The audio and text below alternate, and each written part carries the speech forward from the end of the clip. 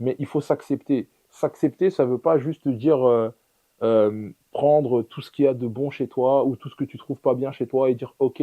C'est accepter aussi que tu as des mauvais côtés et que les gens vont pas accepter tes mauvais côtés. Mais il faut accepter ça. Et je pense que c'est ça qui est difficile parce qu'on est dans une ère où tout le monde veut rentrer dans un moule, où tout le monde. En fait, à l'époque, il fallait être différent pour être reconnu.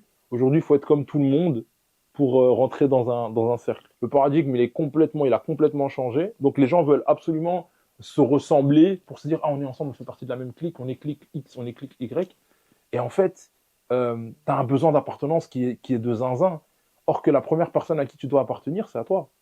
Mais si tu te définis à travers le regard des autres, tu t'appartiendras jamais. Et donc, en fait, tu seras toujours en mal-être et en manque de self-love. Je pense que les gens doivent accepter leur singularité et trouver dans leur singularité ce qui les rend heureux ou ce qui leur permettra de s'épanouir. Et c'est vrai que c'est un travail qui est pas simple. Et différent, ça veut juste dire sois toi-même, en fait. Ta vie, c'est ta singularité, c'est ta personne.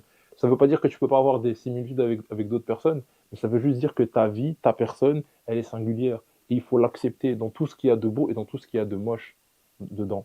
Et je pense qu'à partir de là, tu peux t'aimer, et à partir du moment où tu t'aimes, tu peux commencer à aimer les autres.